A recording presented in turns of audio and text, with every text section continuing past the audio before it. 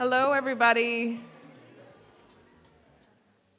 Yes, wow, that got quiet really quickly. Um, Thank you for being here and welcome to our Fall 2023 Parsons Communication Design Lecture Series. My name is Kelly Walters and I am the director of the BFA Communication Design Program. We're excited, as we've said in previous times, to return to in-person lectures this semester. And thank you all for being here with us today from your classes, Core Topics that I know is here. So shout out to Core Topics, folks. You can learn more about our upcoming lecture from our CD app and watch past lectures from our YouTube channel. Our next lecture will be by Ben Denzer on Friday, October 20th at 10:30 a.m. in this very room. And so again, just come back next week, or in a few weeks rather, to attend that lecture. Today's speaker is Annika Hansteen Izora. Let's do a little, exactly. Annika Hansteen Izora is a product designer and creative technologist who explores futures rooted in queerness, care, and collectivity. Their multidisciplinary design approach has led them to launch products across disciplines, from anti-toxicity social media platforms like Startup Somewhere Good to experiences at MTV, HP, Intel, and Jaguar Land Rover. Deeply curious about the interweavings of design, tech, and nature, Annika is the founder of Creative Ecosystems, a digital garden and platform for discovering communities dedicated to radical Black imagination. You can find them by your closest body of water. So I welcome you for being here, and I'll bring you to the stage. So let's do one more round of applause.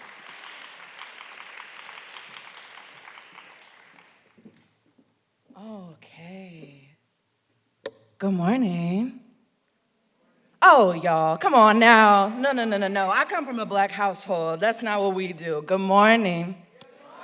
Oh, gorgeous. Oh my gosh. I am so excited to be here with y'all. Are you able to hear me?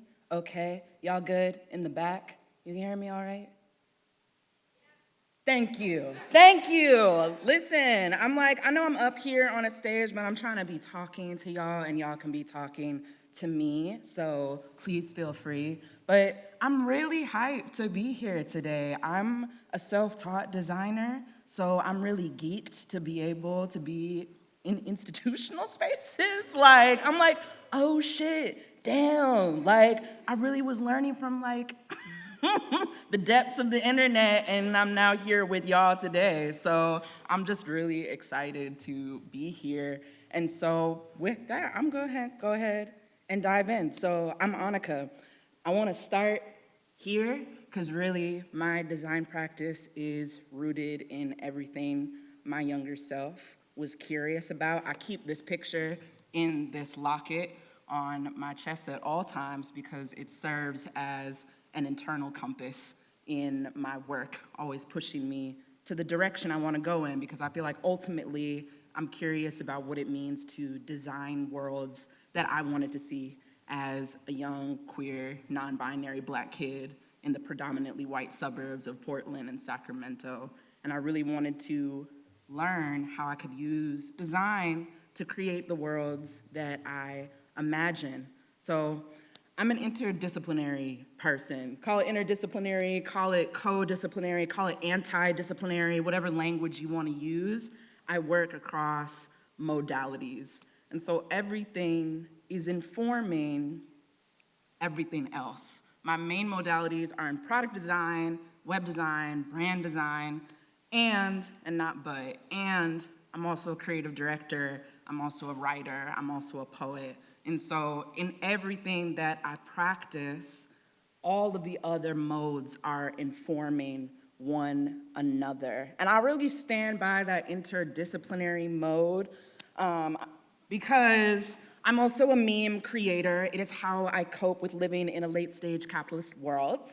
And so I think about how my multimodality is a skill in and of itself. I think we're familiar with that phrase, jack of all trades, master of none. And I really want to break that down. And I'm not harping on people that have a discipline, that is a certain craft, to be able to say, I have my one modality and I'm going to study it and craft it and perfect it. I admire that deeply. But I also want to give space for people that find that their skill literally lies in convergence. So people that are really thinking about how can I take an idea and cast it across different spaces, and how the modes that those spaces are speaking to one another is a craft in and of itself. I'm sure that many of y'all are multidisciplinaries and interdisciplinaries in your craft. And so when I'm speaking to my design work, I'm using all of these different modes within my practice. And to me, that strengthens the creative output. This is part of my family. I am the eldest of 4 other siblings. And I show this picture every time I talk about design, because when I think about my path into design, I never knew design was a career. I never knew that having a creative career was something that I could have. But my family and where I come from really rooted me in what an interdisciplinary life can look like. Like my family, some people may not call them designers, but they are designers. So this is my father and my grandmother. They still look the same, and that's on Black Don't Crack. But they both are creative technologists. They are also artists. And so I was raised in a household of artists that were creating across disciplines. I'm from Palo Alto, California, but then I moved to the suburbs of Sacramento, California, and my family's been based in Portland, Oregon ever since. We've been out there for about 18 years. But in Palo Alto, people think big tech, they think Apple, they think all of the Silicon Valley-ness when they think of Palo Alto, but there's also a history that gets lost there, I think, and that Palo Alto was also a part of the Black arts movement. And my family, living in Palo Alto, they literally moved up there from the Great Migration from Mississippi. They were a part of that movement. My grandmother was one of the creators of Nairobi College, which is a Pan-African school that was created during that movement. And so growing up, creation was always a part of the foundation. And that just got me interested in a young age from figuring out, okay, I got a picture in my head, so I'm gonna figure out anything that I can do, figure out any tool that I can use to get there. And my father, he was into computers early. He's a gamer. I was on those early computer games. He had a nonprofit where he taught Black and brown students in Palo Alto how to use computers, and that was in like the late 90s, that was at like the start of this shit. So I grew up with games and messing around with computers and seeing what they could do. And so in middle school, this is like one of my first designs. I made a zine. It was called Our Generation. I made it on my dad's like extra work computer on one of the first versions of Mac Pages.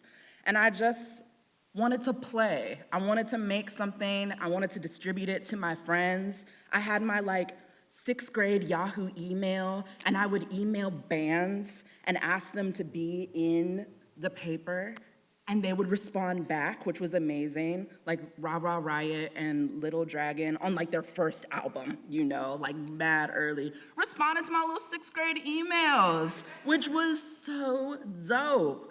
And so like from a young age, I was like, okay, I like figuring out how I can make things that center culture and that center the spaces that I want to see. So this Kid Pix, feel like y'all too young to know what Kid Pix is, but Kid Pix was that shit.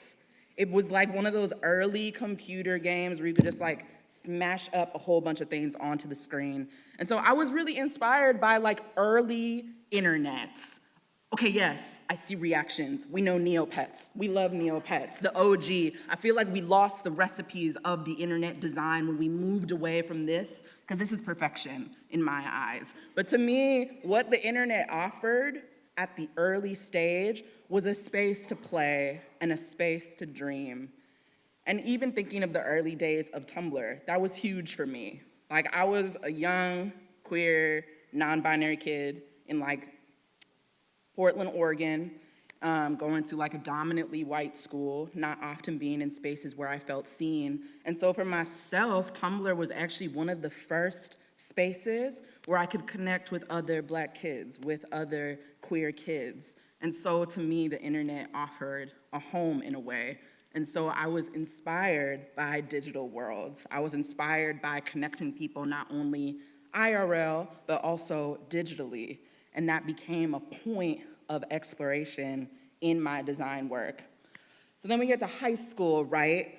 That's me. I didn't know I was gay then. That's crazy. That's crazy, bro. Like, I look at this picture, I'm like, oh, sweetie, that's all right. We're all on our journeys. But I got into journalism. And I actually got into journalism, yes, because of the writing, but also because that was the first place where I learned about Adobe products. That was the first time I learned about Adobe, and I couldn't afford Adobe, so my brothers and I figured out how to torrent it and find like an old shitty version of it so that I could figure out how to use it, because I couldn't get the subscription. But I used Adobe to start making some of the designs in the journalism classes, and also figuring out how to make posters for the groups that I was a part of. The journalism teacher, he and I had beef because I would put out scandalous articles. I put out an article that was specifically about like how kids at my school were having sex, and I got called into the principal's office because I did a whole designy spread. It was a lot. I was a lot for them because I was like, I'm not only gonna give y'all words, it's gonna be visuals, it's gonna be a piece. But this was a place where I could really play. But at this time, right, I'm doing all this design, I'm doing all this like experimentation, never thinking about it as a career. Like never thinking like, oh, this is something that I can go into. I was really on the path of user research. I was like, oh, I wanna be working with technology, but I don't wanna code. Oh, UX, I can go that path.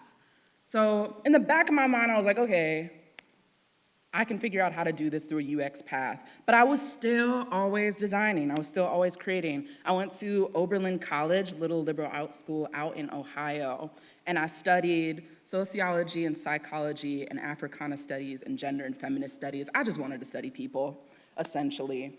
And while I was studying, I also was the manager for a music venue on the college. And at the time when I was a freshman, they mostly were booking white artists, and I was like, this has to change, this has to change. And so when I came in, I was like, no, we're going to focus on bringing in independent Black artists. We're gonna be focusing on how we can bring in more people of color artists from across the industry to the space. And I designed their posters. So doing the poster design was another way that I was able to play around with design and get a little bit more comfortable in it and start kind of stretching into it. And a footnote here is that while I was managing the space, that also got me in contact with these artist managers, which actually would come back to me in a positive way in the future. But so I'm at college, right? And I'm studying psych and sociology, and I'm doing all of this music work. And I still always have a foot in tech. So during the summers, I would intern at Intel. And that was in the early points of when Intel was doing a human-computer interaction program and was really thinking about like, how can we bring a people-centric focus to our company?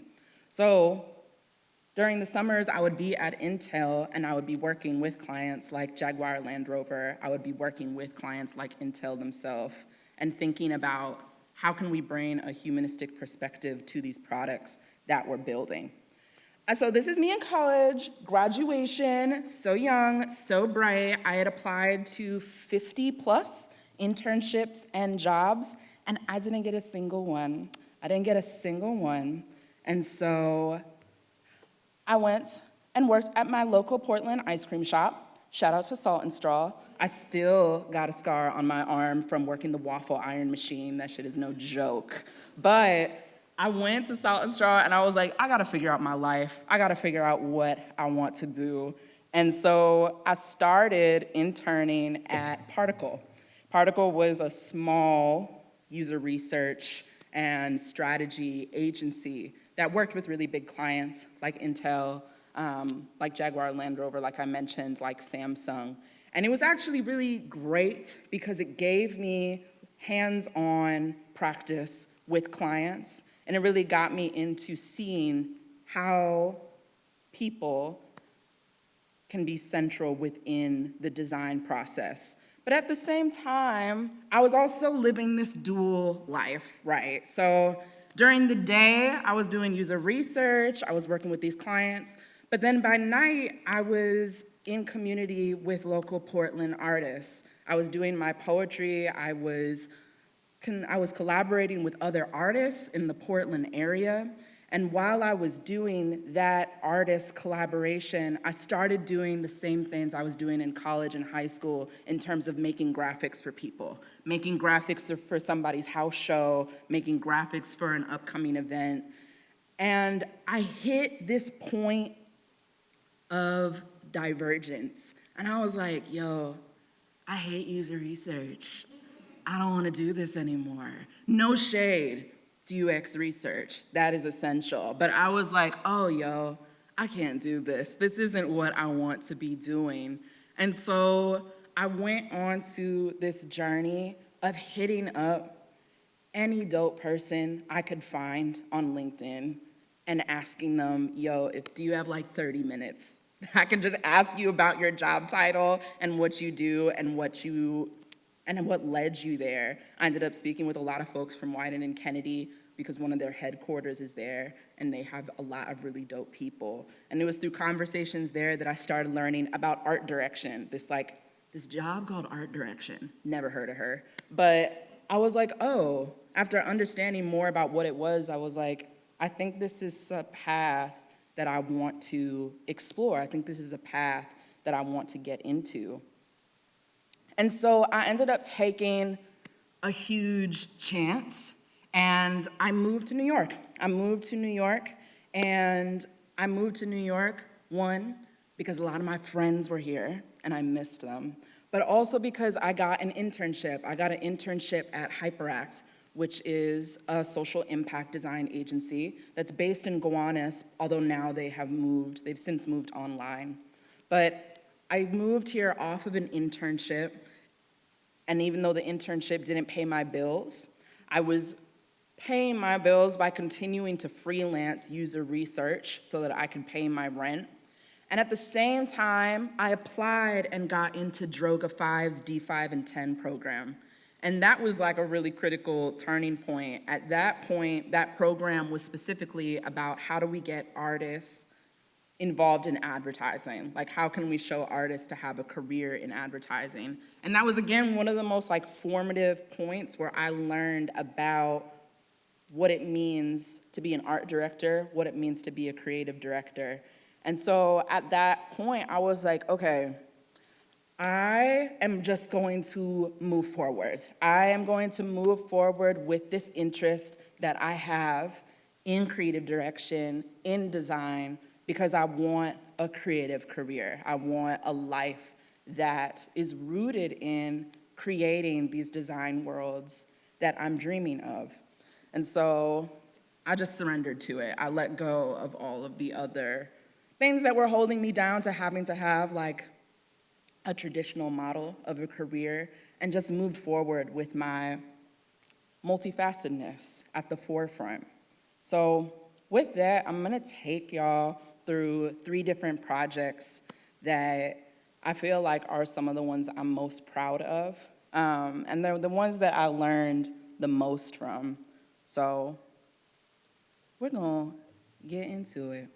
So the first project that I want to walk y'all through is Ethel's Club. And I think the main point of this project for me is cultivating a long-range imagination. And by cultivating a long-range imagination, I really mean crafting an imagination that is both looking and rooted in our archives, while also stretching towards the futures that we want to see in the world. An important disclaimer: Ethel's Club no longer exists because of the global pandemic. But with that said, I still wanted to walk us through this work because it's been really pivotal in the way that I understand design and in the way that I really explore what that means. So this is a very important email. This is a very important email that I got in 2019. It was the first one that I got reached out to for this project. So Van is like a key character in my design life. Van and I became friends through the internet, and they realized through me like posting my design work that I'm a designer. And so they hit me up and they were like, yo, I have a friend, Naj. She's building a social and wellness space that is centered for people of color, and we need a designer for it. And so this first reach out, Van hit me up and was like, can you help us create a website layout on Squarespace? The budget was $250. And I was like, hell yeah, I can help you with that project. And so I signed on and I met Naj. Naj is on the bottom right. Naj Austin is an amazing founder and leader and creative. But I want to start here because this design project is really rooted on Naj and her grandmother, Ethel. So Ethel is her grandmother and was a matriarch in the family, and her space really served as a spot for people to come gather. Her home was a safe place for people to come, to get respite, to rest. And so when Naj approached me and said that she was creating this space that centered people of color, I really wanted to get the story right. I really wanted to root the design in a deeper meaning that wasn't just about, okay, let's make it look cool, but I wanted to really root it in the reasons why this platform even existed in the first place. And so I started this all out with sending Naj like some little, wait a minute. There we go. Some little mood boards, some silly little mood boards. And I was like, ooh, we can go like this kind of direction. And when I sent her these mood boards, we really went back and forth about we want to create a design that is not traditional in this kind of sense. We wanted to evoke a sense of serenity, but also a feeling of newness within the design of the space. And so the design of Ethel's Club was really rooted in how can we make a system that's really rooted in play? How can we make a system, a design system that is rooted in maximalism and loudness? I went towards these really bold, contrasting colors because I thought a lot about the origin story of Ethel's Club was Naj was in a co-working space and she'd signed up. She was supposed to be there, but she ended up getting harassed and kicked out by the security of the space. And so she was thinking about how we need spaces that are really thinking about people of color at the center and not the margins, which is so often the design of these spaces. And so when I was thinking about what the design of Ethics Club could mean, I really wanted it to show up loudly in the world. I was thinking about myself as a younger person growing up in Portland, Oregon, and thinking about all the times that I felt that I needed to hide, about times where I felt like I needed to quiet myself in spaces that were never designed for me in the first place. So I wanted the design of Ethel's Club to announce itself really loudly and boldly. A part of creating the design for Ethel's Club was also creating an iconography set, and I rooted that in the Sankofa symbol, which comes from the Twi language of Ghana. And essentially the Sankofa symbol means to go back and get it. It's about looking to the past to inform your future. And so the iconography set was taking the symbol and essentially breaking down into different components that were a part of the values of what Ethel's Club wanted to create a space that was honoring our past, while also creating a space that allowed people to co-create and co-converse. and in doing so, create new futures. And so the whole system was really thinking about play. It was thinking about how can we create a space that is playful? How can we create a design that allows people to feel welcome? And to create a design system that makes people feel seen. And so language was also a really huge part in creating this design system. It wasn't just the visuals, but it was also about how the language and the copy was working with one another. It was thinking about how can everything be a part of a full design system, of a full ecosystem. A big part of the design of Ethel's Club was also thinking about how Ethel's Club was a physical space. It was in Bushwick, out in Brooklyn.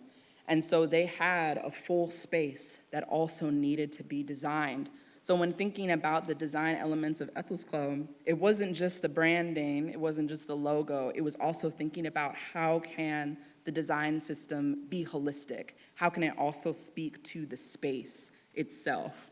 So these are some images from the space. That wallpaper is a custom wallpaper that's looking at vintage Black Essence magazine ads and breaking them down and showing them in the space. This phone booth, I don't know if you can see it, but it says "Call Tyrone," and those that know what that reference is to. But there was also a library that centered books and art books and design books that were by authors of color. And there was also different co-creating spaces that were in Ethel's Club as well. A big part of my practice is sketches. So this was an early sketch of signage that we needed outside of the space. And this was me very proud of my sign. I was so excited about this. And we worked with different local artisans in Brooklyn to source the wood, to custom build this sign. And so there were a lot of different elements that also went into the website itself. So again, like moving into not only branding and not only physical space, but also thinking about how the website can also be playful, and thinking about the design challenge of how can we make sure that this one message is being shown across all of these different angles. And I feel like in the construction of this system, it was really important for me to think about how can it be playful? How can it speak to co-creation? And how can it speak to what it means to collaborate and to build with one another? And again, rooting it in that story of Naj and her grandmother Ethel at the forefront. And then there was a turning point in Ethel's Club. So I think my volume may not work here, but this is the night that New York shut down from COVID. We were working at the space. We were learning from the news that New York was about to go into lockdown. We were about 8 months into launching Ethel's Club, and we were rooted on having a physical space. And so we got an alert that something was coming. At that time, I feel like we didn't even understand really what coronavirus meant and what it was going to mean for our world. But all we knew in that moment was that New York might be in like a 2-week shutdown or something. That was it. And then we were like, oh, and then it'll be over. But because we had this physical space, we had to figure out a way to support the people that were a part of our community if they couldn't come and gather in person. So this is us at like 2 a.m. the night before we go into New York lockdown. I am like losing my mind there. At that point, I had been trying to redesign an entire website in a night that was making a digital version of Ethel's Club for people to be able to come to. That is Naj and Man. Fun fact, they're married now. They were just friends at this point. It's an amazing love story. They're not married, they're engaged, but it's amazing. But at this point, we were just trying to get it together. And so we launched in a night a digital version of Ethel's Club. And with this digital launch, at first, that digital launch just looked like a Squarespace website. we had like 8 hours to figure out how can we create something that will support the members of this space. And so the digital Squarespace website, it pretty much offered different offerings of respite. So we had a film list that showed different films that were by people of color. We had a custom playlist that we had created. We had a directory of mental health resources for queer and POC people. And as the weeks went on, we learned that coronavirus was not going anywhere, that this was the space that we're going to be in. And so we moved Ethos Club entirely online, and we moved it into a third-party membership website called Memberful. And from there, we would offer online classes and spaces, online spaces for Ethos Club members. But with that switch, we started realizing that we wanted to move into a whole different facet of what Ethos Club could be.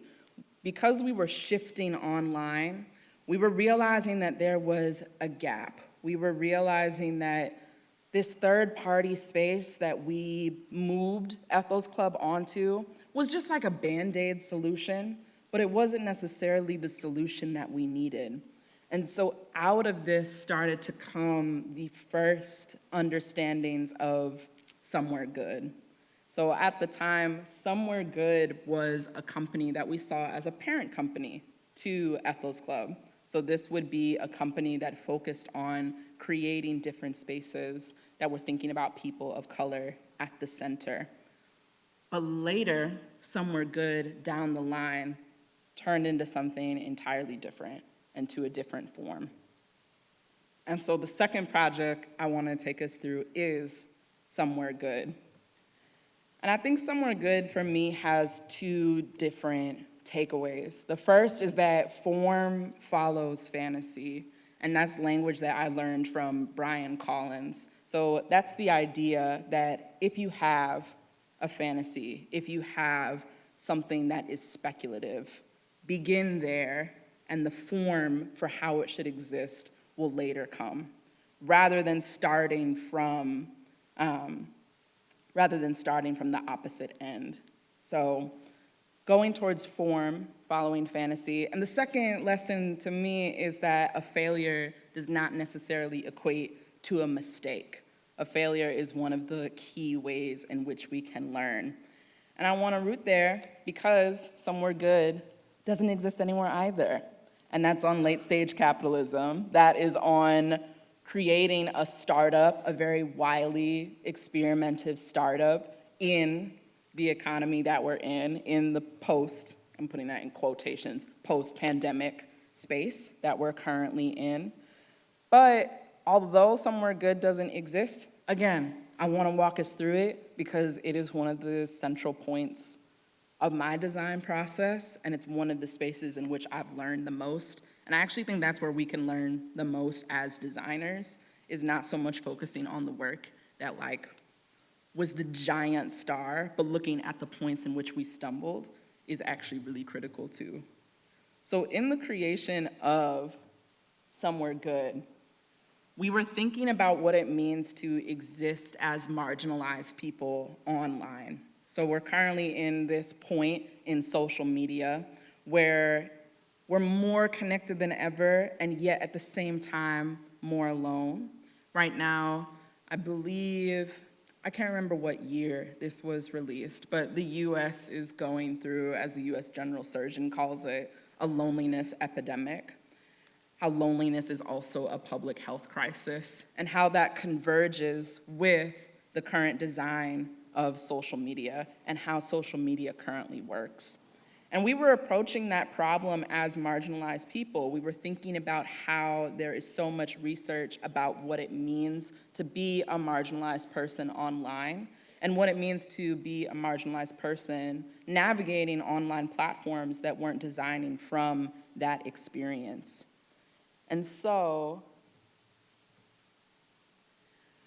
in the early areas of Somewhere Good, we were thinking about what would it look like to create a social media space that is centered for joy, that is centered for collectivity, that's centered for connection in a way that is deeper, that is more tangible than what other social media platforms currently offered. So these are like very early sketches in my notebook of what the Somewhere Good logo could be, of what the Somewhere Good visual system could mean. And you'll see some like words at the top that note motion, fluidity, adaption, timeless. So we wanted to create a design system that was centered on joy, that was centered on collectivity. And so some of those like early inspirations were thinking about the early internet, the early age of the internet, how I was showing those images of kid pics and Neopets and early age Tumblr. We were thinking about when the internet was first starting and how it was a space that was kind of like no man's land. It was a space for exploration and a space for maximalism. And we were thinking about the idea of what it looks like to take a walk with someone on the internet.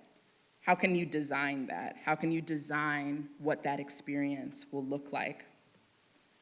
And so the design system of Somewhere Good was thinking about, okay, what can an online space look like if it's thought of as a playground, if it's thought of as a garden? And so Somewhere Good began as an audio platform. It began as an audio platform that was designed for intimate community conversations. It was focused on how can we create an audio platform that is connecting people, that's connecting people to one another, that's connecting people to their stories, that's connecting people to their archives. And a huge part of this system was thinking about how we can make space for people that come from different interests to all come together. So the idea is no matter who you are, you can come to Somewhere Good and you can find your people. And so we were focused on making space for all different types of identities and all different types of interests. And for me, working in a social media startup, to me, a lot of the design of social media startups and social media looks the same. There's very much a toolkit of what not website design, but what app design looks like. And it's a very clean look. It's a very minimalistic look. We kind of moved away from this maximalist kind of focal point in what designing on the internet can look like.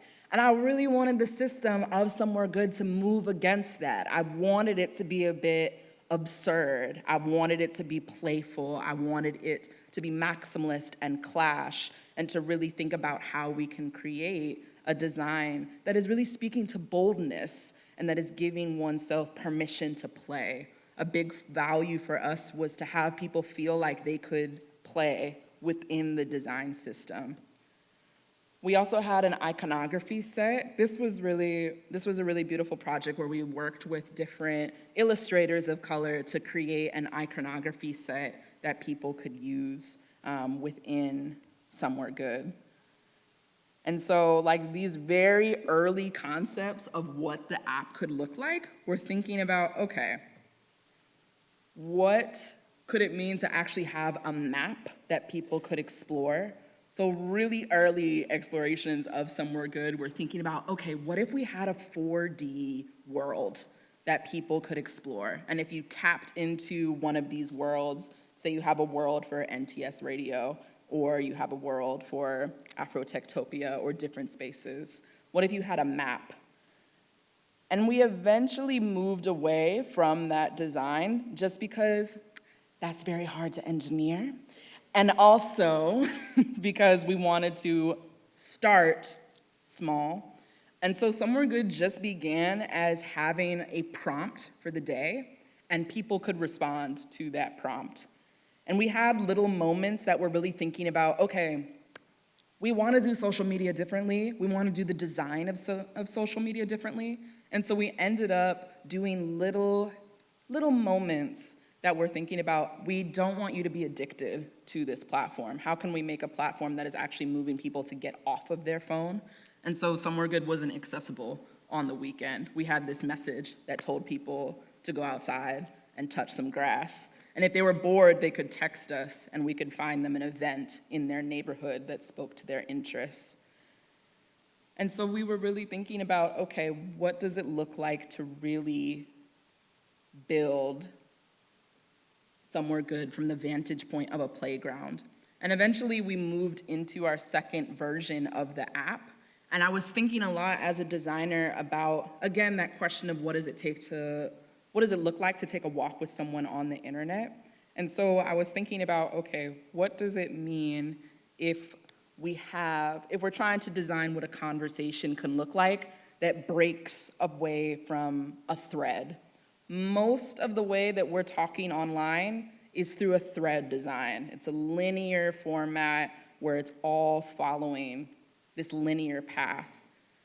And so we eventually moved into this version of Somewhere Good that was really focused on different conversations that people could have with one another. So if you entered Somewhere Good, on the left-hand side, those are early sketches, and on the right is actually what it ended up looking like. So when you enter Somewhere Good, you can flip through different worlds. And those different worlds are essentially different interests that you may have. So maybe there's book lovers world, maybe there's music world. This world on the screen is called the morning mixtape. And when you enter it, there's a prompt there that's displayed, which actually is here. And the prompt for the day in the world is, what's a song you're secretly obsessed with? And so if you enter the world, you enter this conversation path. So it's a path of people's voice notes responding to that prompt, and then you can listen to it and listen to different people's responses. The different petal nodes, that's showing the conversation building. So if you have a voice note that has just a singular circle, that means that you have one response. And the more petals that are on your circle, the more people that have responded. And so from that singular product, I really looked at how that design system could continue to express play and continue to express collectivity and also identity within different points of the design. So this was the website landing page, and if you floated over any of the letters, then different interests would appear. So if you appear over one, there's geodes. If you appear over another, there's Black feminist literature. And so making a visual system, let's see if this will play. Making a visual system that really felt like a kickback, that really felt like a space that people could interact with. These are very early sketches of a world builder that I designed on the website, and this is going back to kid pics. And so there was an aspect of the website where people could create their own world, which essentially meant using the different tools on the left to create an image of what they would hope their future world would look like. And so the other aspect of Somewhere Good is that it had a physical space in Brooklyn as well. And so the design also needed to speak to the physical space as well. And so how can we make a physical space also be welcoming through the design in and of itself? Like if we're thinking of a physical space that's made for community and that's made for conversation, how can it be built in a way that allows everyone to be able to connect? So intergenerational people, how can it be designed so that they can connect? How can it be designed so that both introverts and extroverts can be a part of the space? And these are just flowing through different disciplines. And so this was really about creating an ecosystem of design that was thinking about both the online and the IRL aspects of Somewhere Good. This project, I'm realizing that I have spoken too long and that I'm running out of time, and I want to be able, I'm getting a nod that I'm okay. Okay, word, great. I wanted to walk y'all through this last project then, and then I'll wrap it up. But the last project that I want to walk y'all through is creative ecosystems. And the main point of this project is that sometimes the table can't be mended. Sometimes you just gotta break that shit and you gotta build a new one. So as a Black queer designer in this design field, I remember when I was first getting into this industry and I went to a design panel at a really big agency that I won't name because I'm being filmed. But there was a conversation, and all of the people on this panel were white and were men, and they were talking about, where are the Black designers? We can't find them. Like, we're not sure how to reach out to them. And someone brought up the point of, we need to be inviting people to the table. We need to be making it so that people are invited to the table. And I think that's a metaphor that's used a lot, invite people to the table. But I think I was at this turning point where I was like, I feel like I have lived the experience of what it means to be invited to tables that were never designed for me to be there in the first place, and what that actually means over time, how those tables break, how those tables have problems. And so I was thinking about what it means to design a table that is thinking about the margins at the center, at the offset. And so in the uprisings of 2020 for Black Lives, I was seeing a lot of artists, a lot of Black artists that were calling out big institutional spaces, from museums to organizations, for the ways in which they had failed Black artists and Black life. And so I wanted to uplift spaces that were rooted in Black imagination and Black art at the offset, who were centered at that from jump one. So I started with just a Google Doc that was showing different spaces across the US that were thinking about radical Black work, that were thinking about radical Black imaginative work. And from this Google Doc, I was thinking about the architecture of the internet and thinking about how much Black culture has been pivotal into shaping internet culture.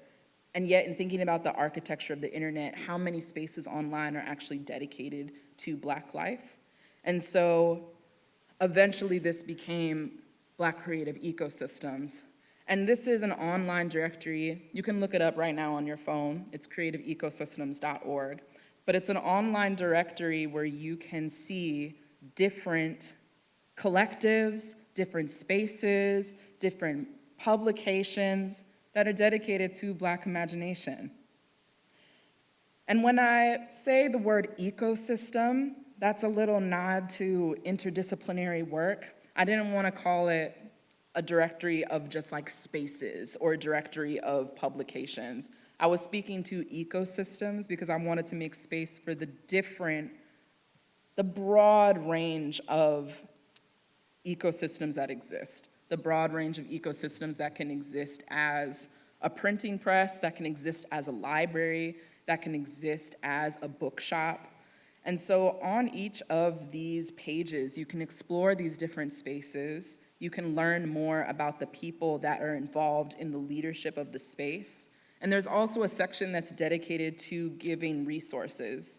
So it was a space for example, for Activation Residency. If you look at their page on the website, you can see ways that you can get involved, and you can see ways that you can get support. I've worked with Athletics, which is a design agency that's based in New York, to launch the design of creative ecosystems. And really this was about creating a design system that could really speak to connectivity, that could speak to making something that lasts, making something that is rooted in an archive of Black imaginative work that has existed before. And one of the central key points of creative ecosystems was thinking about how there is a lot of focus on our individual work as artists and as designers and as creatives.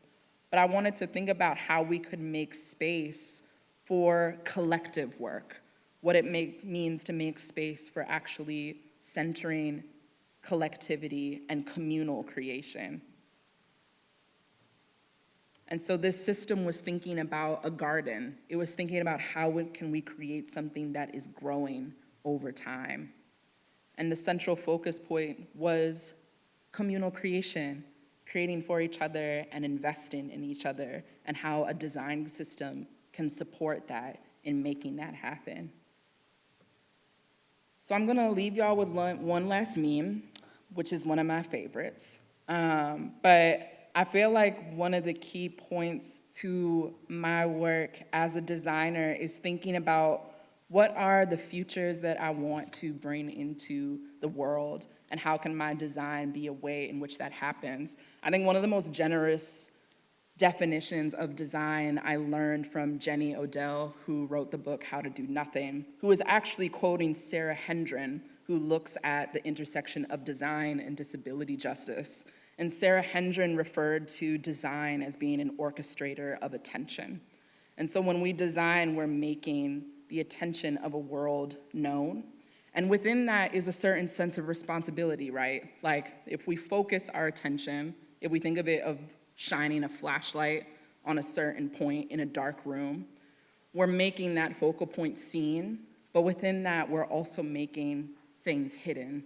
And so there's a certain responsibility as a designer to think about what type of attention are we orchestrating, what type of worlds do we want to be made seen within our design practice, and what is our responsibility as designers in meeting that.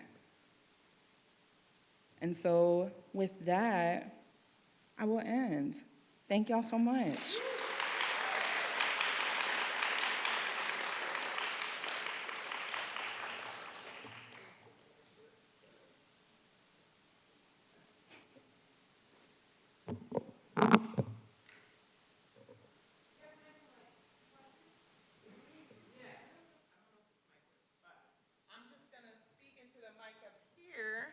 Thank you so much. One more round of applause. Let's do this. I'm just going to kick us off with a couple of questions, and then I'll open it up to any students who have questions as well. But I think what's really striking about your presentation is thinking about how critical it is to be working in tandem and in a collective fashion with other people. Like that is a very kind of, as I looked at all the projects, people are central to your process. And so I want to sort of unpack a little bit about that, because I think design has a tendency to hero worship or put very particular people on a pedestal, and we're trying to ascend in a fashion that is actually, it kind of eliminates the people who got you there or the people who you work in collaboration with. So I'm wondering if you might be able to speak to a little bit about like how important it is for you to be working with others, and particularly building community as a result of that too. I feel like we're on a podcast. I know, right? I know. I've been doing that. So. That's a beautiful question. I feel like, so the central point of your question is like the importance of people within the process. Yeah, within each of these projects, I think something that I was thinking about is like how often I've been designed for, in a sense, and then within that, my experience is not seen. And so in each of these projects, the target audience of it, which is like language I don't like, honestly, but the people who would be using this resource were a key part of creating these projects as well. And they weren't just like, okay, like a side interview that's done. They really were co-designers that were a part of the process itself.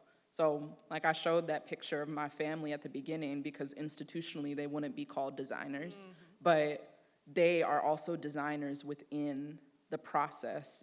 So really thinking of the people that were a part of these projects as my co-designers as well. Like I can make something look really fly, and then if I show it, and it's like, you have not captured what needs to be captured. Yeah. So I think making that a central aspect of the design process rather than like a checklist at the end. I appreciate that. I vibe with that too. Any questions in the audience? No? I think I see a hand. Anishka. Our lecturer from last week is here still. Yes. You can't get rid of me yet. Thank you so much, Annika. I wanted to ask about the function of dreaming within your work, because it's obviously so prevalent throughout all of your projects, and especially with Ethel's Club and Somewhere Good, it felt like all of you had to really think outside of existing structures in order to create something new that would be designed for communities that are never centered. And so, but it was obviously so sad that because of the structures like late stage capitalism that we exist in, they weren't allowed longevity. And so how do you keep dreaming and keep that going whilst existing within structures that are trying to stop you dreaming? That's a beautiful question. I feel like I mentioned at the beginning what it means to cultivate a long-range imagination, a long-term imagination. So I feel like with projects like Ethel's Club and Somewhere Good, they're a part of a long-range imagination. There have been so many different spaces in the past that have done similar work, that have been thinking about how can we create something that exists outside of the dominant imagination. And so we were also creating from that lens. And I feel like because Ethel's Club and Somewhere Good has existed, people know that it's possible. And that ends up becoming fertilizer for spaces like it to exist in the future, because people can see, oh, it's been done. Something like that has been done, and that can inspire a future way to move forward. So I feel like in terms of like allowing your dreaming, really making it sustainable, I think knowing that even if a project exists in the temporary, it still is sustenance for something to grow from it in the future. And I also think thinking about dreaming as a rigorous practice, which means actually making space for it. When I think about dreaming, I think about how there's a gap between white Americans and Black Americans in terms of how much sleep that we get, how it's literally an institutional aspect that marginalized people don't get rest in a way. So I think each of us has like a responsibility in thinking about your dreaming as a rigorous practice and actually making space in your day to tend to that, even if it's like a 30-second resting of the eyes, like giving yourself a moment to just dream outside of this current moment. Yeah. Thank you. Thank you. Any other questions? Oh, there's a hand right there.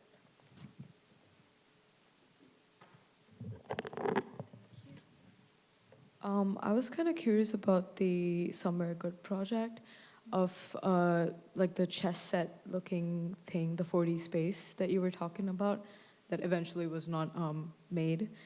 I was curious on how, like from my sense, it kind of looked like the title Somewhere Good, each letter is like a different interest. Correct me if I'm wrong. I was curious on how those interests were chosen, whether also like through interviews or conversations, or was there like a different way to add more to like increase the space? Yeah, I was curious about that.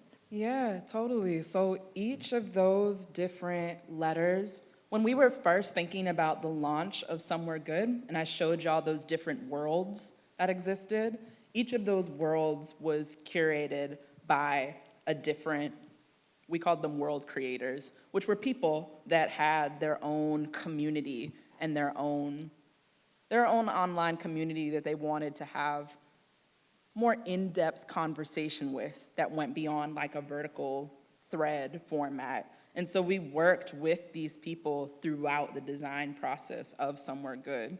So each of those different letters that were shown, they were representing an interest from the people that were world creators. And so we worked with them, trying to find that specific slide actually, but we worked with them to create those different modes.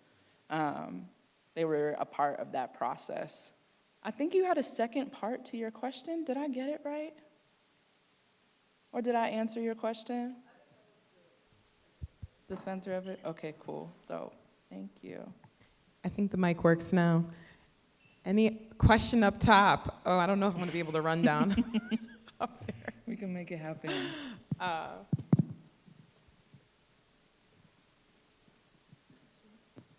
Hi. Firstly, this was a very inspirational talk, as I see myself as a designer who also tries to just end up making work which has a social impact to it. My question might come off as a little personal, so feel free to not answer it if it's awkward. But I see myself at times pushing myself to work in more commercial projects just because I feel like work which is socially impactful is not always the most sustainable as a designer, at least in my very, very limited experience. So how do you deal with that? And is it difficult? Like, sorry if this is too personal. No, that's a great question. Thank you for asking it. I've totally worked in commercial space before. Like, I've recently done it because I freelance as well. And so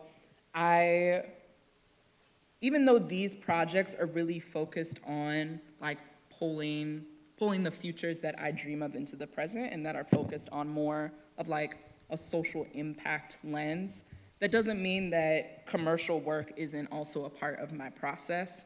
I am still learning, and so for me, I actually want to work in as many different spaces with as many different clients. I'm sorry, I talk with my hands, like these mics are fighting with me. Let me try and settle them. I like working with a range of clients, even clients that are just like commercial, even clients that are not thinking about social impact. I still work with them in my process, but I think within that, there's also a level of discernment. Like for me, it really comes down to their team at that point, and it also comes down to, am I creating something in the commercial space that I'm excited about? Like, I've done like creating installations before, was really dope and really beautiful. And maybe I've also learned that I don't like doing like templatizing or things like that. So I feel like working with commercial space is also room for you to experiment. At least it has been for myself. Let me speak personally from my perspective. But I feel like you can do both. Like you can work in social impact space, you can work in commercial space. I think as long as you have your values as a designer, intact, you can go wherever you want to go. For me, it always just comes down to, am I making something I'm excited about?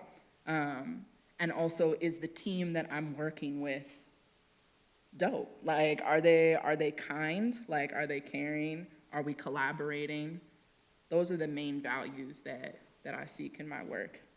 Yeah, I hope that answers your question. I'm gonna ask one last question. I know we're at like 5. I know, I'm looking at Elaine, she's like, we got 5. I'm gonna ask one last question. Yeah. Any advice for emerging design students who are on their way through just learning about design or about to enter industry based on some of the things that you're talking about? What would be your parting advice for students as they emerge into the field? Yeah. Number one, use the power of the internet. Like, put your shit up there. Like, put whatever you're working on up there. It doesn't have to be it doesn't have to be the main IG if you don't want it there, but put it somewhere. Enter directories, find any directory that is pertinent to you, put yourself on there, show your work. Really putting yourself out there is one of the main points that I feel like I would say. And also, create with your friends. Create for yourself, like do the weird little goofy experiments that you want to, make a dumb little poster about something that doesn't exist and just put it out there, make a silly little website that is collecting people's dreams and just displaying it. Really go into the experimentative work. It doesn't have to just be commercial. Like if you've never landed like a client before, that's fine, because you are still an artist and designer at core, and so you're intuitively interested in putting work out into the world.